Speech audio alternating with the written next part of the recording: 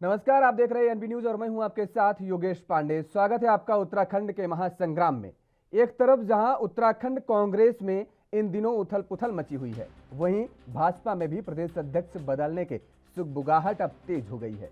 BJP राष्ट्रीय महामंत्री संगठन बीएल संतोष भी 24 अप्रैल को उत्तराखंड पहुंच सकते हैं। माना जा रहा है कि उनके दौरे के बाद भाजपा कोई फैसला ले सकती है।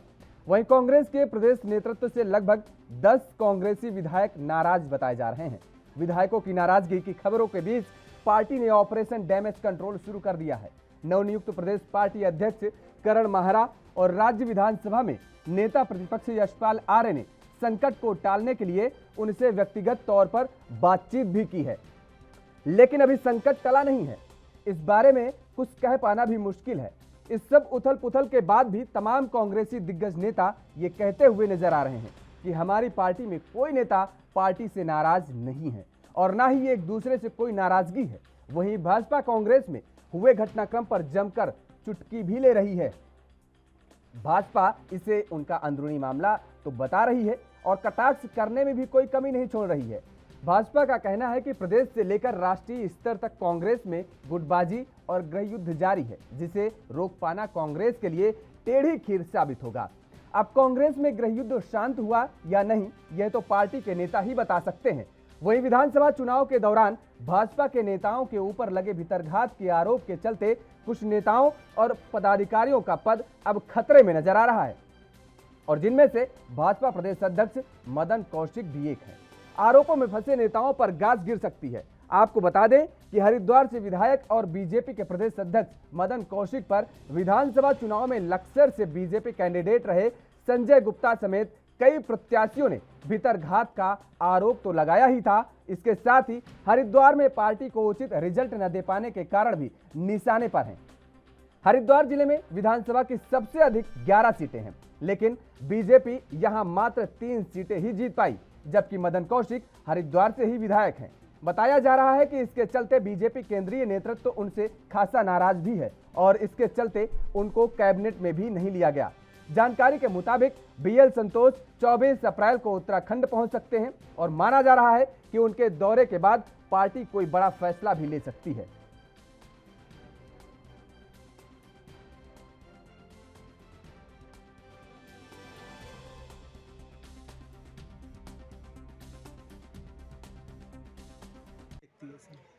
कांग्रेस का ही अंदरूनी मामला है, लेकिन ये राजनीतिक दल होने के नाते हम देख रहे हैं कि कांग्रेस के अंदर गंभीर गृह युद्ध चल रहा है और कांग्रेस लगातार बिखराव की ओर बढ़ रही है। हालात केवल प्रदेश में ही खराब नहीं है, बल्कि प्रदेश के नेता अपने केंद्रीय नेतृत्व को भी चुनौती दे रहे हैं और उन पर कई प्रकार के गंभीर आरोप लगा रहे हैं। तो निश्चित तौर पर ये स्थितियाँ कांग्रेस के लिए और ख़राब होती जा रही हैं और पहले से कांग्रेस का धरातल छूट चुका है। इन सब बातों से जो बची खुची कांग्रेस है वो भी सिमट जाएगी और एक प्रकार से कांग्रेस मुक्त उत्तराखंड की ओर हम बढ़ रहे हैं। देखिए, भारतीय जनता पार्टी एक विश्व की सबसे बड़ी पार्टी है। हमारे यहाँ सतत जो है संगठन की प्रक्रिया चलती रहती है। बूथ अध्यक्ष से लेकर मंडल अध्यक्ष से लेकर प्रदेश अध्यक्ष तक, राष्ट्रीय अध्यक्ष तक उनका एक कार्यकाल है और समय आने पर परिवर्तन चलता है। ये कांग्रेस की तरह नहीं है जहाँ 21 वर्षों से जो है एक ही परिवार की सोनिया गांधी जी राष्ट्रीय अध्यक्ष बनी बैठी हैं।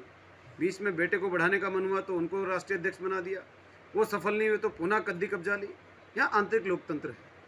हमारे यहाँ तब तक 8 राष्ट्रीय अध्यक्ष बदले जा चुके हैं जब से सोनिया गांधी एक परिवारवाद की जो है अध्यक्ष बनी हुई है।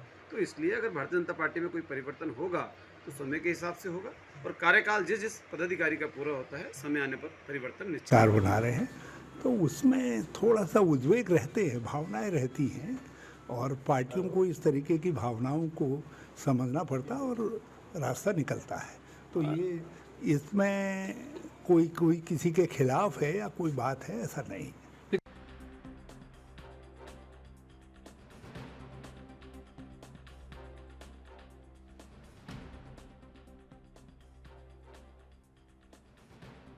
तो उत्तराखंड में कांग्रेस के अंदर जहां भीतरघात की बात सामने आई है, तो वहीं भारतीय जनता पार्टी के अंदर भी भीतरघात की बातें सामने आ रही हैं और ये माना जा रहा है कि भारतीय जनता पार्टी उत्तराखंड के नेतृत्व में जल्द ही परिवर्तन कर सकती है। बड़ा परिवर्तन हो सकता है, क्योंकि चुनाव के दरमियान जिस तरह से भारतीय जनता पार्टी के अध्यक्ष मदन कौशिक पर आरोप लगे थे, भीतरघात के आरोप लगे थे, भारतीय जनता पार्टी के नेताओं ने बड़े आरोप लगाए थे। यहाँ तक कि उस समय गद्दार शब्द का भी इस्तेमाल किया जा रहा था जैसे ही चुनाव खत्म हुए थे, और उसके बाद से ये लगातार सियासी हलकों में चर्चा होने लगी थी।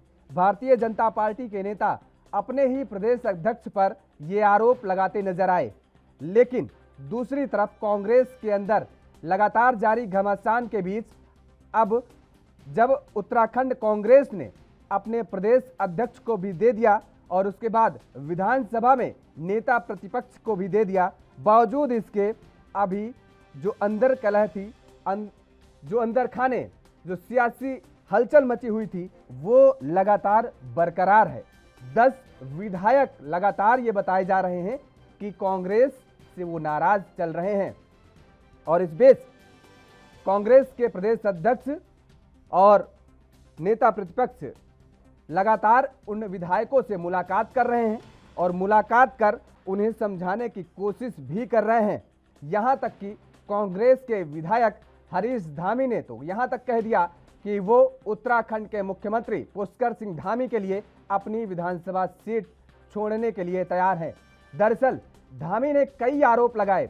धामी ने साफ तौर पर यह कहा कि उन्होंने पार्टी में अपना सब कुछ न्यौछावर कर दिया, बावजूद इसके उन्हें वो सम्मान नहीं मिला जो उन्हें सम्मान मिलना चाहिए था। और लगातार हरीश धामी के बाद भी अन्य कई विधायक ऐसे हैं जो अंदरूनी कलह के शिकार नजर आ रहे हैं और वो पार्टी से नाराज भी चल रहे हैं। ऐसे में अब कांग्रेस इन विधायकों को मनाने के लिए लगातार प्रयासरत है और कांग्रेस आलाकमान ने इसकी जिम्मेदारी कांग्रेस प्रदेश अध्यक्ष महारा और विधानसभा में नेता प्रतिपक्ष यशपाल आर्य को इसकी जिम्मेदारी सौंपी है। दरअसल नेता प्रतिपक्ष यशपाल आर्य और प्रदेश अध्यक्ष करण महरा ममता राकेश, वीरेंद्र और उसके साथी रवि बहादुर से भी मुलाकात कर चुके हैं। लगातार इन विधायकों के बीच जो नाराजगी चल रही है, उस नाराजगी को दूर करने के लिए ये नेता कवायद कर रहे हैं और एक बार फिर से उत्तराखंड में कांग्रेस संगठन को मजबूत करने की कवायद में ये नेता लगातार लगे हुए हैं। कांग्रेस के विधायक की नाराजगी की बात कांग्रेस का कोई भी नेता स्वीकारने के लिए तैयार नहीं है। वो लगातार यही कह रहे हैं कि कांग्रेस के अंदर कोई भीतरघात नहीं है, कांग्रेस के अंदर कोई नाराजगी नहीं है, कांग्रेस एकजुट है और आने वाले विधानसभा के उपचुनाव में कांग्रेस उसी तरह से मजबूती के साथ चुनाव लड़ेगी। मुख्यमंत्री हरीश धामी के सामने जिस तरह से खटीमा में कांग्रेस ने चुनाव लड़ा था। लेकिन ये देखने वाली बात होगी कि आखिर कांग्रेस के भीतरघात के बीच जिस तरीके से जो नाराजगी चल रही है कांग्रेस के नेताओं के अंदर, वो कांग्रेस क्या वास्तव में उन नेताओं की नाराजगी को दूर कर पाएगी और आने वाले विधानसभा के उपचुनाव में उतनी ही दमदारी, उतनी ही मजबूती के साथ चुनाव लड़ेगी जितनी मजबूती के साथ आम चुनाव में खटीमा विधानसभा से कांग्रेस ने लड़ा था। ये बात का दावा जरूर कांग्रेस के नेता कर रहे हैं, लेकिन ये फिलहाल आने वाले वक्त बताएगा और ये देखने वाली बात होगी। लेकिन भारतीय जनता पार्टी भी लगातार कांग्रेस के अंदरूनी मामले में चुटकी लेने से बाज नहीं आ रही है। कांग्रेस के अंदरूनी मामले को वो बीजेपी उनका पर्सनल और घरेलू मामला जरूर बता रही है, लेकिन दूसरी तरफ भारतीय जनता पार्टी ये भी कहती नजर आ रही है कि उत्तराखंड में कांग्रेस का सफाया निश्चित है। उत्तराखंड में कांग्रेस के अंदर जिस तरह से भीतरघात जारी है, वो उसका सुलझा पाना कांग्रेस के लिए किसी टेढ़ी खीर से कम नहीं होगा। लेकिन कांग्रेस के नेताओं के साथ साथ अगर भारतीय जनता पार्टी के नेताओं का भी जिक्र करें तो भारतीय जनता पार्टी के नेताओं की भी कहीं ना कहीं नाराजगी अब सामने जरूर आने लगी है और उस नाराजगी का खामियाजा ये माना जा रहा है कि आने वाले समय में भारतीय जनता पार्टी के अध्यक्ष मदन कौशिक को उनके पद से हटाया जा सकता है। दरअसल आपको बता दें कि उत्तराखंड में भारतीय जनता पार्टी के संगठन का भी चुनाव इसी नवंबर और दिसंबर में होना है। दूसरी तरफ ये भी कयास अब लगाए जाने शुरू हो गए हैं कि भारतीय जनता पार्टी के संगठन के चुनाव के बाद ही कोई निर्णय लिया जा सकता है, क्योंकि उत्तराखंड में जो विधानसभा के उपचुनाव होने हैं, भारतीय जनता पार्टी पहले उन चुनावों पर फोकस कर रही है और उस चुनाव को बड़े ही दमखम से लड़ने की बात कह रही है। इसलिए अब ये कह पाना अभी मुश्किल है फिलहाल कि भारतीय जनता पार्टी उत्तराखंड के अपने नेतृत्व में कोई परिवर्तन इतनी जल्दी कर पाएगी। लगातार जिस तरीके से सियासी हलकों में हालांकि चर्चा है कि भारतीय जनता पार्टी के नेताओं की तरफ से जो बयानबाजी हुई थी, जो वीडियो जारी किए गए थे, उनको लेकर के बता दें आपको कि संजय गुप्ता ने भारतीय जनता पार्टी के प्रदेश अध्यक्ष मदन कौशिक पर भी आरोप लगाए थे, भीतरघात के आरोप लगाए थे। इतना ही नहीं, हरभजन सिंह चीमा जो कि काशीपुर विधानसभा सीट से विधायक रहे हैं, उन्होंने भी आरोप लगाया था, पार्टी के कुछ कार्यकर्ताओं को गद्दार तक बताया था। और इसके साथ ही साथ कैलाश गैतोड़ी ने भी आरोप लगाया था पार्टी के कार्यकर्ताओं ने, और उन्होंने भी गद्दार शब्द का इस्तेमाल किया था। हालांकि अगर काशीपुर विधानसभा सीट का जिक्र करें तो वहां से हरभजन सिंह चीमा के बेटे त्रिलोक सिंह चीमा इस बार विधानसभा चुनाव में फतह हासिल किए हैं और इस सीट से 4 बार विधायक रहे हैं हरभजन सिंह चीमा।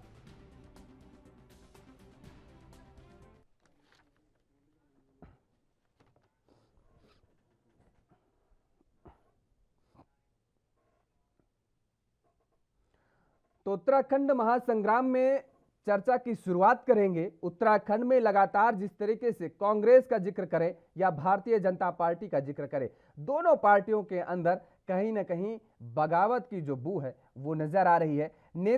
पार्टी के नेता भले ही इस बात को स्वीकारने के लिए राजी ना हो, लेकिन नेताओं की जो नाराजगी है वो आ ही जाती है सड़कों पर, घर की दहलीज से बाहर निकल जाती है, और वो जो निकल गई है दोनों पार्टियों में देखने को मिल रहा है। इसी मुद्दे पर चर्चा करेंगे और हमारे साथ कुछ मेहमान मौजूद हैं, आपका परिचय करा देते हैं।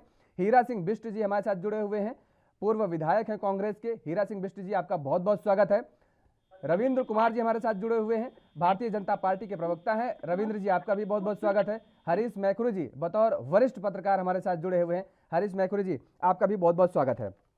और सबसे पहले रविंद्र जी, आपका रुख करेंगे। आप लगातार कांग्रेस के भीतरघात का जिक्र करते रहे हैं, कांग्रेस के नेताओं के अंदर जो फूट है, जो कलह मची हुई है, उसका जिक्र करते रहे हैं।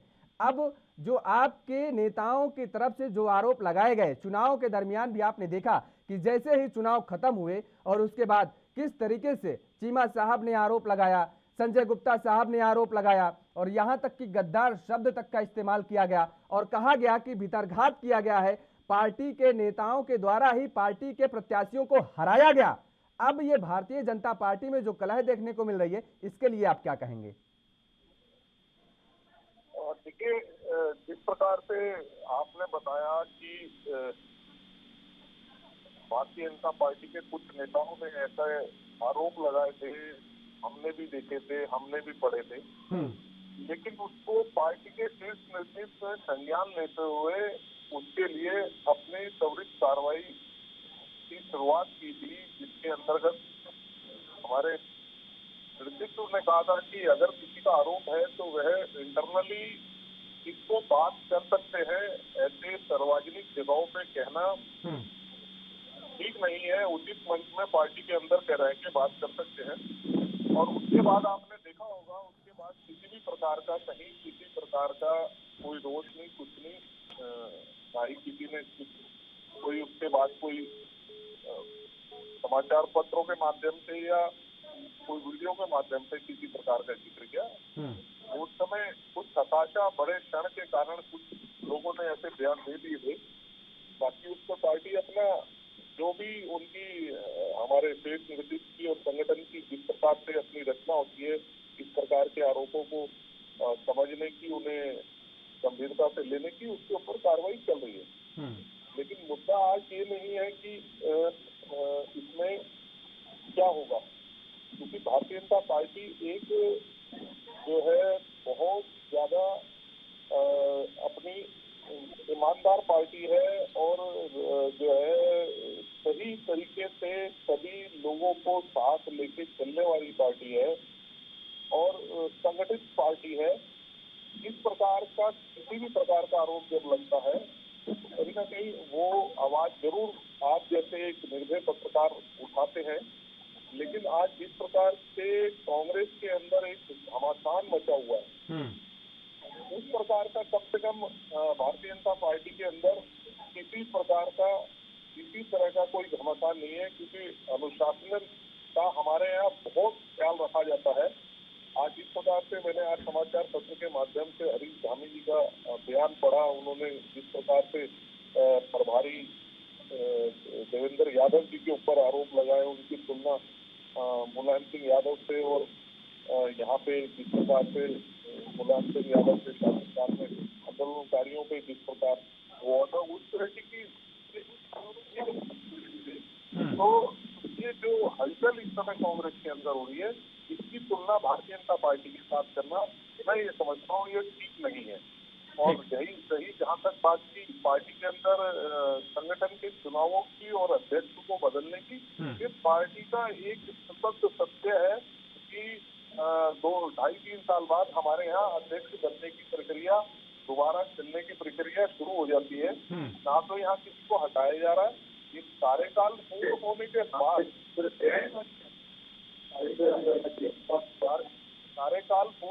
बाद इसमें बदलाव की स्थिति है, और वो जब संगठन इसमें जब निश्चित होगा समय, क्योंकि अभी मैं समझता हूँ कि कुछ समय ठीक है, तो जब वो होगा वो सबको पता लग जाएगा।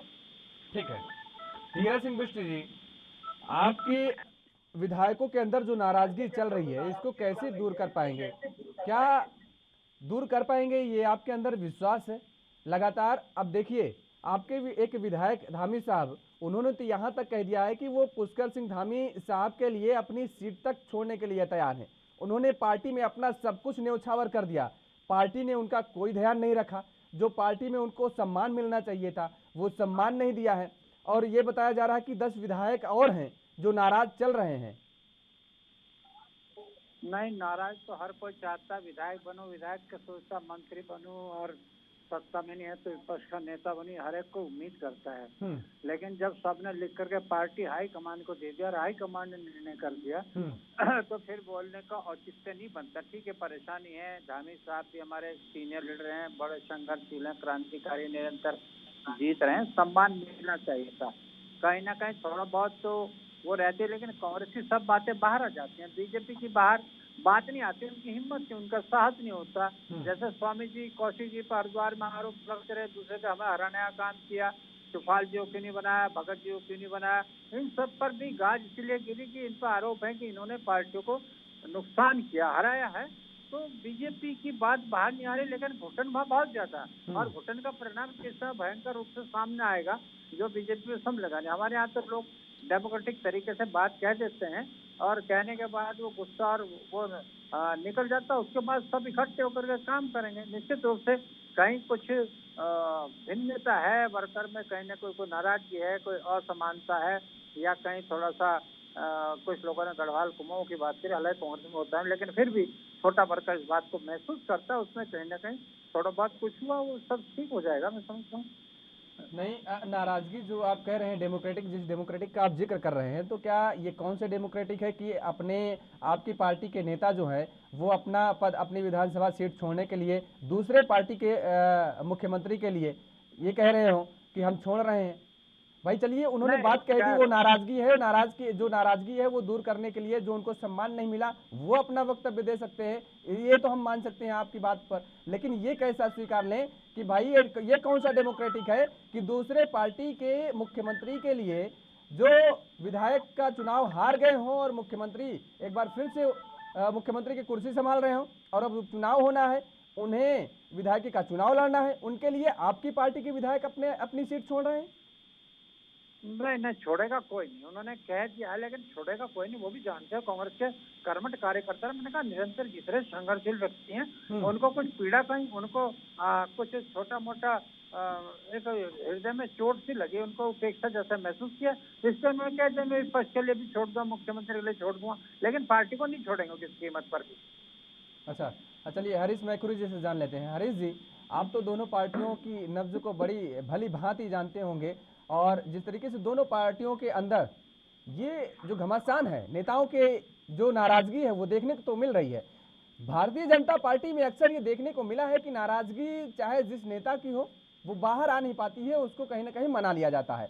लेकिन कांग्रेस की जो नाराजगी होती है वो पार्टी के लिए नुकसानदेह हो जाती है, घातक हो जाती है, और उसके कई नतीजे हम देख भी चुके हैं भारतीय जनता पार्टी में, जबकि ऐसा नहीं है। तो क्या ये जो दोनों नेता ये कह रहे हैं कि उनके यहाँ ऐसा कुछ नहीं है, सब कुछ ठीक ठाक चल रहा है, सब कुछ हरा भरा है, चारों तरफ हरियाली है पार्टी के अंदर, क्या ये सच है क्या?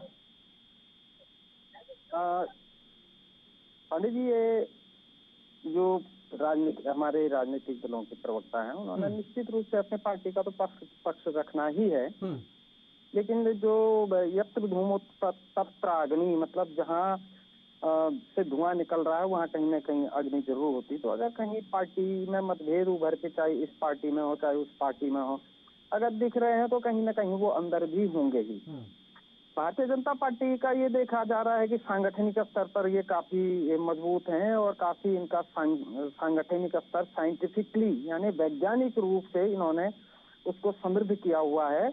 और ये व्यक्ति देश पार्टी नहीं रह गई अब, मतलब कम से कम इन 40 सालों का जो इतिहास है, तो व्यक्तिवाद इस पार्टी में अब है नहीं बचा हुआ, व्यक्ति के लिए स्थान नहीं है, संगठन मजबूत है इनका।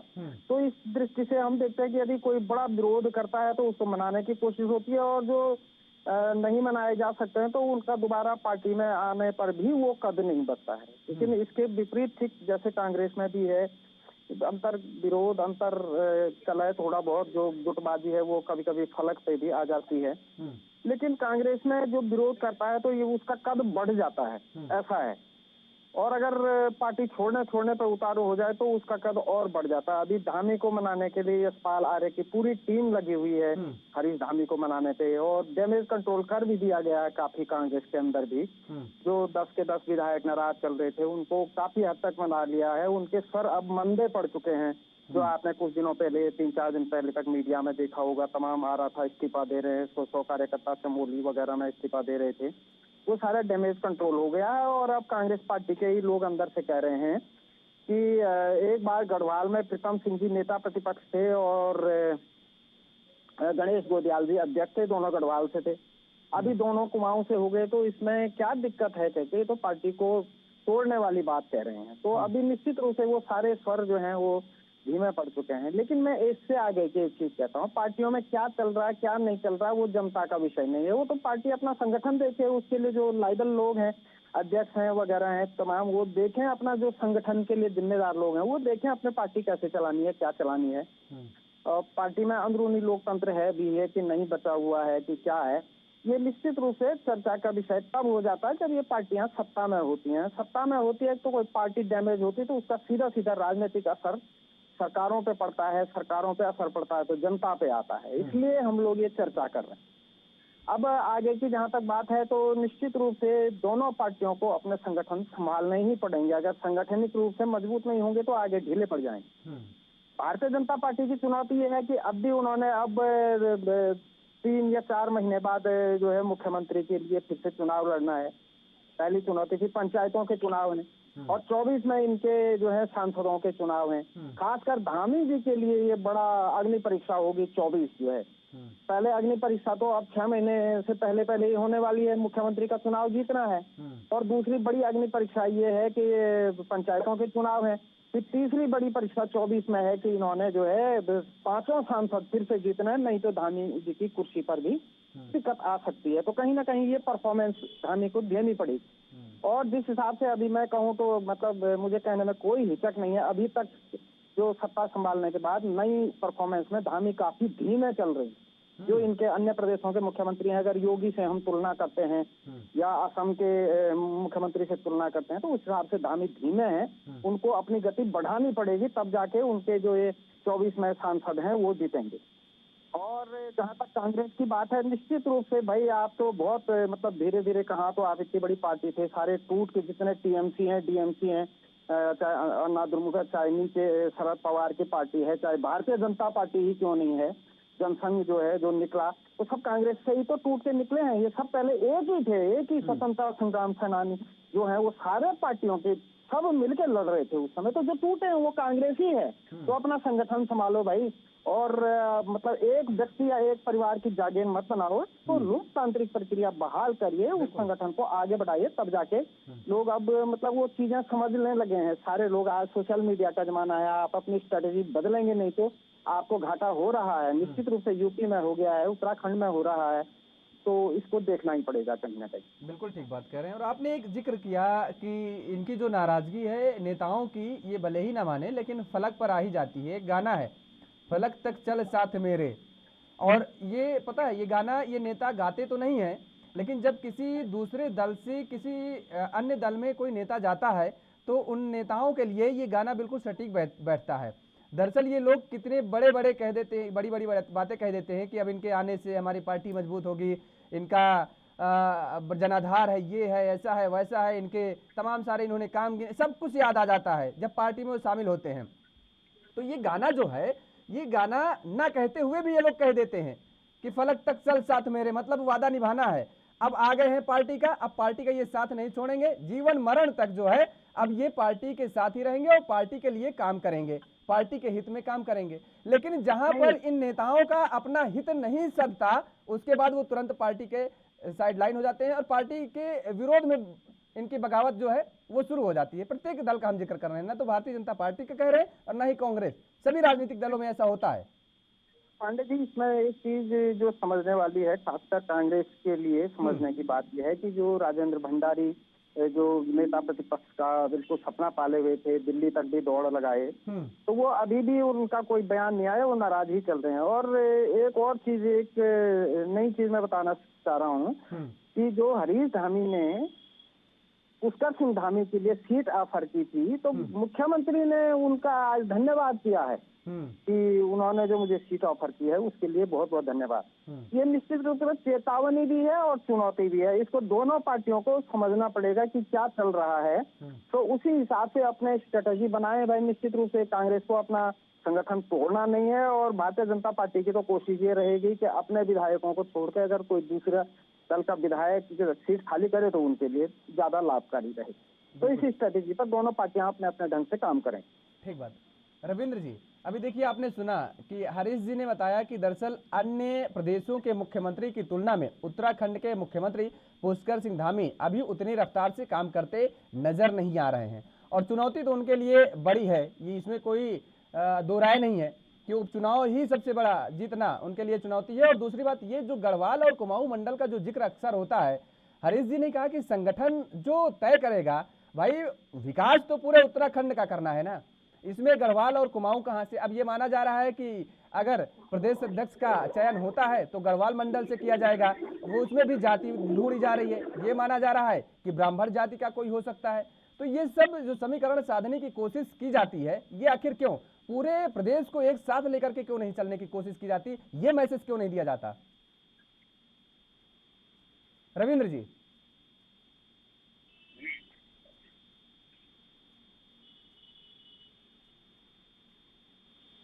रविंद्र जी, हमने वही पूछा कि अभी हरीश जी ने कहा कि अन्य प्रदेशों के जो मुख्यमंत्री हैं उनकी अगर तुलना की जाए तो उनसे अभी स्पीड जो है धामी साहब की धीमी है काम करने के उसमें। तो जो मुखर्जी ने जो प्रश्न उठाया कि स्पीड कम है, तो मुझे तो नहीं लगता कि ऐसा कोई चीज है कि किसी प्रकार की कोई स्पीड है या कोई रेस हो रही है। जिस हिसाब से माननीय मुख्यमंत्री जी प्रदेश के विकास को लेकर इसकी यहाँ कार्य को लेकर जिस प्रकार से कार्य कर रहे हैं, उनकी गति मैं ये समझता हूँ कि जितना मैं समाचार के माध्यमों से और पेपर के माध्यमों से और के माध्यमों से जो चीज पढ़ता हूँ और जो चीज सुन रहा हूँ, तो इस हिसाब से अभी प्रदेश में ऐसा कोई वजह नहीं है कि कोई हाई स्पीड की कोई जरूरत है या कोई रेस लगाने की जरूरत है। उस हिसाब से काम हो रहा है। और दूसरी बात, एक प्रश्न और उठाया कि उनके लिए चुनौती होगी 2024 की, उसके बाद नगर निकाय चुनाव आने हैं, पंचायत के चुनाव आने। तो देखिए, जिस प्रकार से भारतीय जनता पार्टी का संगठन काम करता है, संगठन चुनाव खत्म होते ही दोबारा काम में लग गया भारतीय जनता पार्टी का। आज हमारा साप्ताहिक सेवा सप्ताह समाप्त हुआ, फिर उसके बाद आजाद अमृत महोत्सव आजादी का वो शुरू हो जाएगा। तो संगठन जिस प्रकार से लोगों के बीच में काम करता है और सरकार का किया हुआ विकास कार्य, जब इसमें दोनों मिल जाते हैं तो जनता के बीच में अपनी पोजीशन बनाना आसान हो जाता है। जनता समझ जाती है कि कौन लोग काम करने वाले हैं, कौन जनता के बीच में रहने वाले हैं। तो निश्चित रूप से चुनौती 2014 के बाद से हमेशा से ही ये प्रश्न हमेशा होता रहता है कि अब परीक्षा आने वाली है भाजपा के लिए। और हम 2014 में पास हुए, फिर उसके बाद 16 में पास हुए, फिर उसके बाद विभिन्न राज्यों में हुए, फिर 19 में हुए, और अब जब हम 22 में हुए हैं तो निश्चित रूप से आप ये समझिएगा कि 2023 में हमारे नगर निकाय के चुनाव है और उसके बाद 24 में लोकसभा के चुनाव है। लोकसभा की भी सभी की सभी सीटें हम जीतेंगे और नगर निकाय में भी और पंचायतों में भी दोबारा से एक बार फिर प्रचंड बहुमत के साथ कमल इस राज्य में दोबारा से स्थापित होगा। एक चीज हमने और पूछा था रविंद्र जी आपसे कि ये जो गढ़वाल और कुमाऊं मंडल को लेकर के ये जो झगड़ा चलता रहता है, आपके यहाँ भी नेताओं में इस बात को लेकर के काफ़ी मनमुटाव रहता है कि अब ये कहा जा रहा है कि कुमाऊं मंडल से मुख्यमंत्री हैं तो गढ़वाल मंडल से ही प्रदेश अध्यक्ष रहेगा अगर जब बदलाव होता है तो, और इसमें भी जाति ढूंढी जाती है। ये बताया जा रहा है, जो खबरें आ रही हैं छन करके, कि ब्राह्मण चेहरा ही भारतीय जनता पार्टी रखेगी।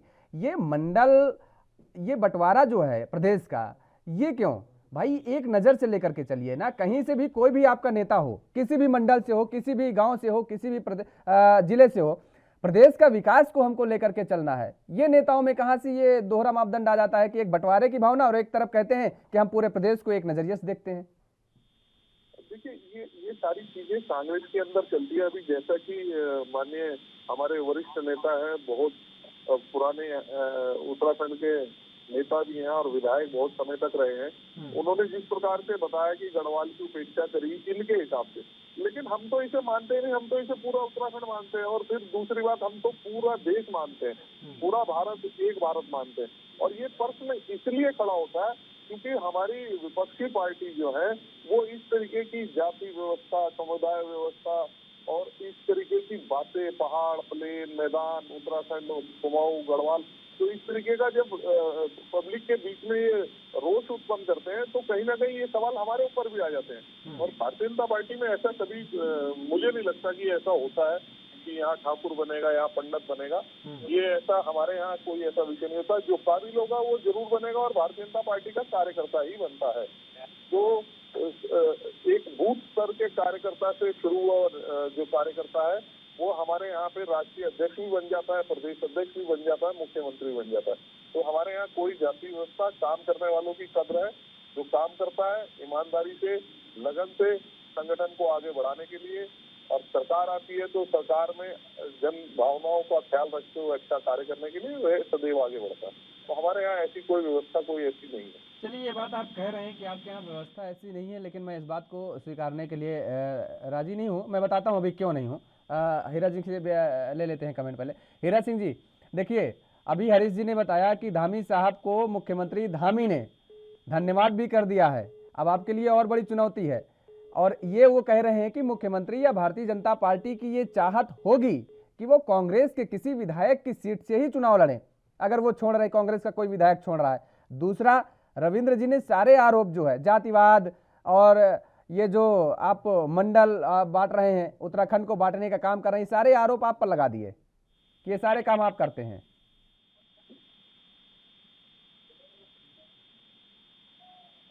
देखिए, मैं आरोप नहीं लगा रहा। आज अखबारों में फटे पड़े हैं इस बात को कहने के लिए कि गढ़वाल की उपेक्षा हो गई, गढ़वाल की उपेक्षा, इन्हीं के नेता लगा रहे हैं आरोप, मैं नहीं कह रहा हूँ ये बात। अच्छा, इन्हीं के नेता कह रहे हैं, आप ये आरोप नहीं लगा रहे हैं। अब सुन लीजिए रविंद्र जी, अभी हीरा सिंह जी से लेंगे सवाल। हीरा सिंह जी संपर्क नहीं हो पा रहा है, अभी लेंगे। लेकिन आपने जो बात कही ना कि आपके यहाँ जाति नहीं देखी जाती है, कोई भी किसी भी नेता को किसी भी पद पर बैठाया जा सकता है, किसी भी कार्यकर्ता को, इस बात से हम संतुष्ट इसलिए नहीं है और इस बात को हम मानने के लिए इसलिए तैयार नहीं है कि जब टिकट का बंटवारा होता है तो सारी पार्टियों का फंडा एक ही होता है, वो चाहे कांग्रेस हो चाहे भारतीय जनता पार्टी। जब रिज्यूम भेजता है कोई प्रत्याशी टिकट के दावेदारी के लिए तो उसमें बड़े बड़े अक्षरों में लिखा होता है कि हम इस जाति, इस समुदाय से बिलोंग करते हैं, हमारे क्षेत्र में हमारी जाति के इतने वोटर्स हैं, हमारा ये प्रभाव है अपने जाति पर, ये रिज्यूम में आपने तो बखूबी देखा होगा, इसलिए बता रहे हैं। अगर ऐसा नहीं है तो ये क्यों लिख के दिया जाता है भाई? और पार्टी उसी पर मंथन करती है कि इसकी अपनी जाति में कितनी पकड़ है और उस विधानसभा सीट में जातिगत आंकड़ा क्या कहता है। अगर गलत कह रहे हो तो बताइए रविंद्र जी। देखिए, मैं इस बात से इत्तेफाक नहीं रखता। अब रिज्यूम में कोई अपनी पर्सनल डिटेल को देखे क्या करता है, नहीं, मैं कोई की नहीं कह रहा हूँ, मैं सभी की कह रहा हूँ रविंद्र जी। मैं आप तो देखते होंगे और नहीं देखते होंगे तो मैंने तो देखा है, मैं बता रहा हूँ। सभी रिज्यूम, एक दो रिज्यूम का जिक्र नहीं कर रहा हूँ, सभी रिज्यूम में लिखा जाता है। नहीं, मैं आपसे कह रहा हूँ, अगर रिज्यूम कोई देता है वो उसका अपना एक पर्सनल वो है कि वो इस आधार पे कहता है कि मुझे टिकट दे दिया जाए। लेकिन पार्टी के अंदर डिसीजन में इसके उदाहरण आपको तथ्यात्मक उदाहरण दे सकता हूँ। आप हरियाणा सबसे बड़ा उदाहरण है इसका, महाराष्ट्र सबसे बड़ा उदाहरण था। महाराष्ट्र में कहते थे कि भाई ये बनेगा, देवेंद्र फडणवीस को मुख्यमंत्री बनाया वहां पे। हमने ये क्या कहते हैं अपना हरियाणा में मुख्यमंत्री पंजाबी मूल का बनाया वहां पे। तो ये रविंद्र जी आते हैं आपके पास। हीरा जी एक बार फिर से हमारे साथ जुड़ चुके हैं। हीरा जी देखिए, अभी हरीश जी ने बताया कि आपके विधायक धामी जी जो सीट छोड़ने के लिए तैयार हैं, मुख्यमंत्री धामी जी ने उनको धन्यवाद भी कर दिया है और ये कह रहे हैं कि भारतीय जनता पार्टी और खुद पुष्कर सिंह धामी जी भी इस बात को लेकर के ज्यादा एग्रेसिव होंगे और चाहेंगे कि वो चुनाव जो लड़े वो किसी कांग्रेस की विधानसभा जिसमें कांग्रेस का विधायक हो उसी की सीट से चुनाव लड़े। ये आपके लिए बहुत बड़ी चुनौती होगी अब मना पाना अपने विधायकों को। लेकिन जो जीते हुए विधायक की इच्छा शक्ति होती है, काम करने भावना, उससे अधिक दबे हुए हैं। सिर्फ पीछे इसके ब्यूरोक्रेट उनके कंट्रोल में नहीं है, न वो हिम्मत से काम कर पा रहे हैं, क्योंकि निर्वाचित विधायक नहीं है। संभावना है कि 6 महीने में कहीं से चुनाव लड़ेंगे। अब उनको विश्वास नहीं हो रहा, जब मुख्यमंत्री विश्वास नहीं हो रहा, दूसरी पार्टी दूसरे घरों को झांक रहे, कांग्रेस के घर में झांक रहे, कांग्रेस के विधायकों को डोरा डालने का काम कर रहे। तो कोई अच्छी परंपरा नहीं बीजेपी डाल रही है। अब हारे हुए को मुख्यमंत्री बनाया तो कौन अधिकारी बिल्कुल से माना? कौन सा काम हो रहा है आज उत्तराखंड में? एक काम तो बता दे, कहीं पढ़ रहे हो? अरे आपने तुमने 16 से घोषणा करके उन्हीं तो कर दो। ये सरकारी जमीनों को बचा लो, कर्मचारियों की मांग कर दो, पेंशन कर दो, ACT का लाभ दे दो, पुलिस का ग्रेड पे दे दो, किसानों का गन्ने का भुगतान कर दो। तो कोई तो स्टेप क्रांतिकारी उठाओ। आप नकल कर दो, दूसरे मुख्यमंत्री क्रांतिकारी कदम उठा रहे बहुत जोश में नहीं है। देखो, स्वाभाविक है कि जो आज ही हारा होगा मुख्यमंत्री बन जाए, उस भावना से काम नहीं कर सकता। उसे यही है कि मैं कहाँ चुनाव लड़ूंगा, मैं जीतूंगा नहीं जीतूंगा। और ब्यूरोक्रेट मुख्यमंत्री बन गया, ठीक है, अच्छी बात है, लेकिन ब्यूरोक्रेट तो समझता है कि हारा मुख्यमंत्री क्यों सुनेगा ज्यादा, वो हाँ करेगा। इसके प्रदेश में कोई काम नहीं हो रहा, कोई काम नहीं हो रहा। मेरे में पूरा प्रदेश चल रहा है। निश्चित रूप से मैं समझता नहीं कि कहीं कोई विकास का कोई काम, मुझे तो अभी तक तो कहीं पूरा प्रदेश जान रहा कौन सा विकास का काम है कल घोषणा के अलावा। अरे धरातल पर कौन सा कर रहा है? कौन सा अधिकारी काम करने को तैयार है? सारे खनन में लगे हैं, सारे शराब के गाँव में लगे, सारे अवैध जमीनों को कब्जा कर रहे हैं। लाडपुर में तो इनकी रिंग रोड पर तो इनकी पूरी बीजेपी लगी लूट खतों में सरकारी जमीन की। ये क्या कंट्रोल करेंगे? कर लो ना। मैं तो करेंगे क्या कह रहा हूँ, निकाल दीजिए आप गोल्डन फॉरेस्ट जमीन है, कर दिए लाडपुर का, कर दिए सर्वे पंचायत सरकारी जमीन का, नगर निगम की पंचायतों की जमीन कहाँ है पता लग जाएगा। लूट खसोट में लीजिए, पार्टी में जमा हो रहे 4 लोग और आज भी कर रहे हो। कार्य अच्छा है, धामी जी काम करें, नौजवान है, हिम्मत से काम करें, तो दिखाएं जल्दबाज। लेकिन नहीं ब्यूरोक्रेट कंट्रोल नहीं हो रहा, ना ब्यूरोक्रेट उनकी सुन रहा। बड़ी साफ सी बात है। पार्टी में भी गंभीर, पार्टी में भी उनके बहुत घुटन है। जो सीनियर लोग बाहर बैठे उनको काम करने देंगे। जो 6 बार का MLA है, क्या उनकी पीड़ा को नहीं समझ रहे आप लोग? जो सीनियर लोग है वो सब बाहर बैठे, उनकी पीड़ा को नहीं समझ रहे। तो ऐसा नहीं है, ऐसा नहीं है। कांग्रेस में तो दिखाई दे रहा, लोग बयान दे देते हैं, अपना गुस्सा जाहिर करके ठंडे है, लेकिन वहाँ तो घुटन है और विस्फोट होगा बीजेपी में जिसका बहुत ज्यादा। नहीं, लेकिन आपने जिस बात का जिक्र किया तो ये परिपाटी कोई अब तो पढ़ने नहीं जा रही है। 2007 और 2012 भी आपको याद होगा। एक सेकंड, आ रहे हैं रविंद्र जी, आ रहे हैं। 2007 में भी याद होगा, भुवन चंद्र खंडूरी जी के लिए TPS रावत साहब ने भी सीट छोड़ी थी। मतलब ये परिपाटी आप कह रहे हैं, कोई ये नई परिपाटी थोड़े ना पढ़ने जा रही भाई, ये तो पहले से भी हो चुका है और आपके द्वारा ही हुआ है, ऐसा तो है नहीं। भारतीय जनता पार्टी के नेताओं ने जो है सीट छोड़ चुके थे कांग्रेस के मुख्यमंत्री के लिए। तो ये नई परिपाटी ऐसा कहाँ है? है ये तो जो पुरानी परिपाटी चली आ रही है। नहीं, आप ठीक कह रहे। जो कांग्रेस विचारधारा से कांग्रेस में यूथ कांग्रेस एनएसयूआई कांग्रेस से आगे बढ़ाओ, कांग्रेस कल्चर में रखो, वो आदमी ऐसा काम नहीं करेगा। ठीक है, तो इसका बन गया, नेता बड़ा बन गया, तो उससे तो मतलब नहीं है, कांग्रेस से मतलब नहीं हो, तो बन गया, समय के अनुसार परिस्थिति से बन गया। लेकिन जो कांग्रेस की विचारधारा से लड़ता रहा, संघर्ष किया होगा, वो आदमी ऐसा नहीं करेगा, किसी समझ नहीं करेगा।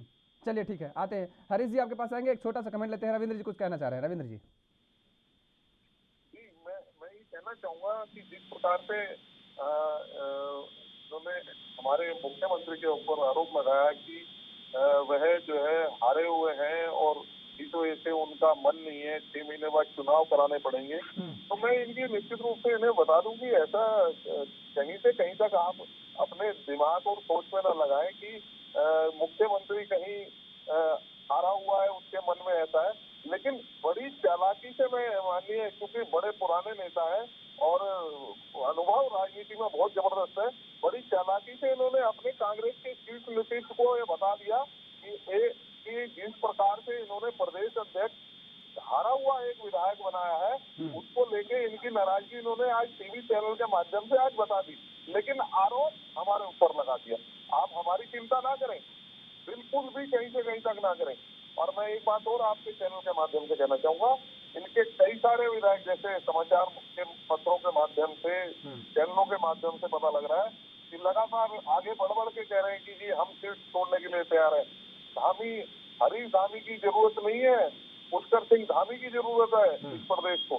तो आने वाले समय में एक दिन आप बैठ के कहेंगे कि जी देखो भारतीय जनता पार्टी ने इनके विधायक तोड़ लिए।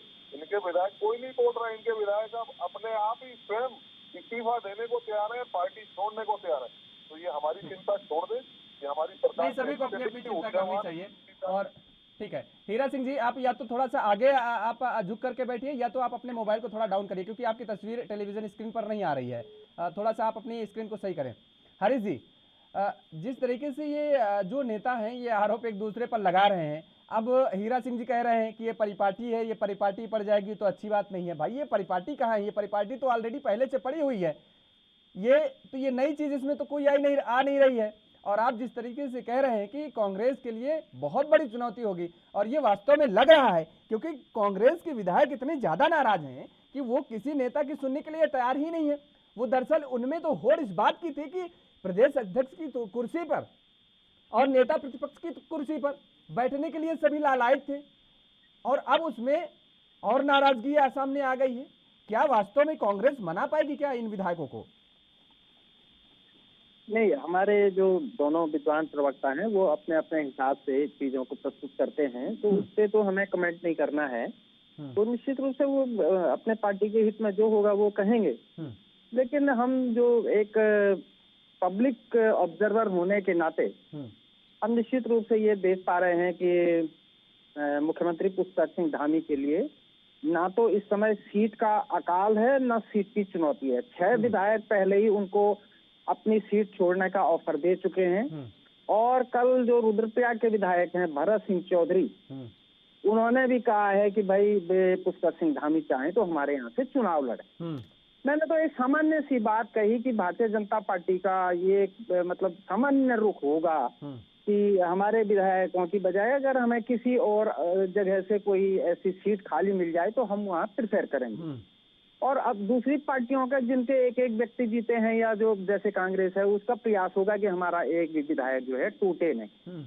तो अब ये आपसी जंग है, इसमें कौन जीतता है वो आने वाला समय बताएगा। लेकिन एक चीज पर मैं फिर से जोर देके कहना चाहूंगा, जैसे अभी मुख्यमंत्री जी के 100 दिन हो जाए, तो यूपी के मुख्यमंत्री ने पिछली बार भी 100 दिन 100 काम गिनाए। उत्तराखंड के मुख्यमंत्री क्या गिनाएंगे?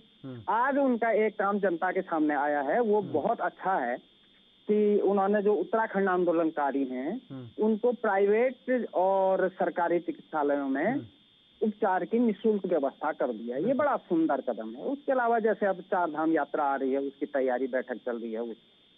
लेकिन अब जैसे पुलिस का जो ग्रेड पे का मामला है, जैसे डॉक्टरों की जो नियुक्ति के मामले हैं, या मतलब उनके वेतन भत्ते संबंधी मामले हैं या उनको इंटीरियर में भेजने की जरूरत है। उसके अलावा जैसे टीचर्स के ये ट्रांसफर, जैसे मैंने कहा पहले भी कहा कि चुनाव से पहले ट्रांसफर हुए थे, लेकिन एक अधिकारी अब उसको दबा के बैठे हुए आचार संहिता के नाम पर, तो आज तक नहीं खुला है।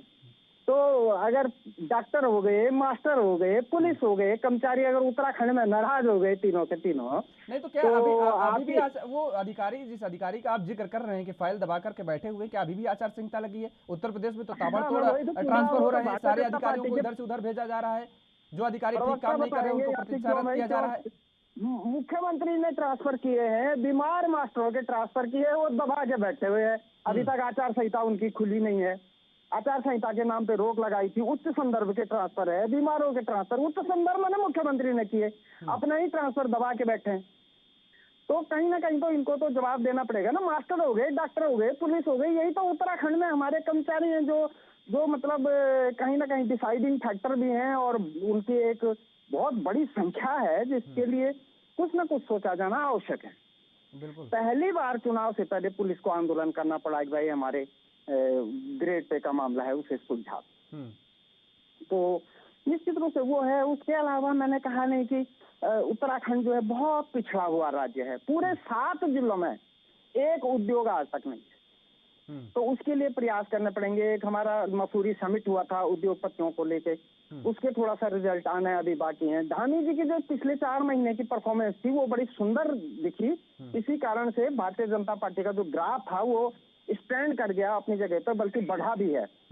और अब 2 महीने 1-1.5 महीना जो भी हो गया, तो 10 तारीख को शपथ ग्रहण हो गया था, आज 14 तारीख हो गई, मतलब 1 महीने 4 दिन हो गया है।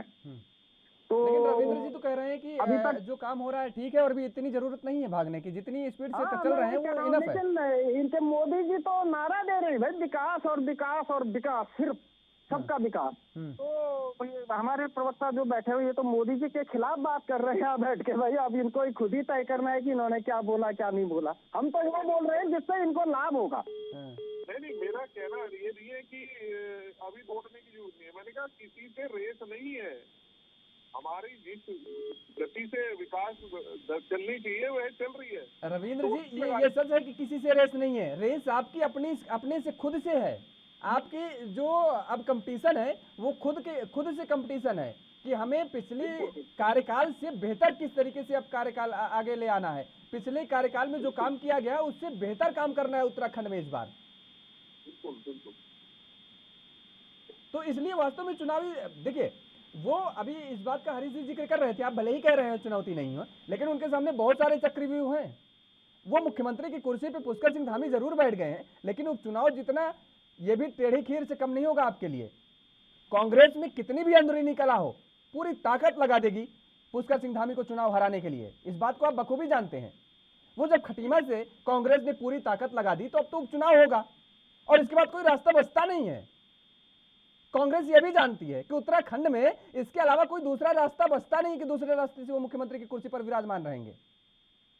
केवल विधायक ही जीतना है। दूसरी बात, दूसरा जो चक्रव्यूह सबसे बड़ा है वो केंद्र के जो सोच है उस सोच पर खरा उतरना।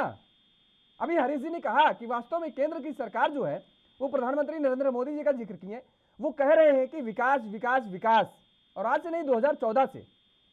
तो उत्तराखंड के विकास को लेकर के उनकी जो सोच है, प्रधानमंत्री की कहें या केंद्र के नेतृत्व की कहें, कि उत्तराखंड को एक विकास के पथ पर, अभी आप कितना पिछड़ा हुआ बता रहे हैं हरीश जी, देखिए सुनिए। तो इसको पिछड़े हुए में उत्तराखंड को नहीं रखना। अब वो नहीं चाहते हैं कि उत्तराखंड में जो परफॉर्मेंस इस बार 2022 में मिली है उससे तनिक भी गड़बड़ाए, और आने वाले उपचुनाव में या नगर के निकाय के जो चुनाव है उनमें या लोकसभा के चुनाव में उनको किसी भी तरीके का कोई नुकसान उठाना पड़े केंद्र को। ये केंद्र चाहेगी, और ये भी सबसे बड़ी चुनौती होगी क्योंकि केंद्र के उम्मीदों पर खरा उतर पाना। गलत कह रहे हो तो बताइए आप रविंद्र जी।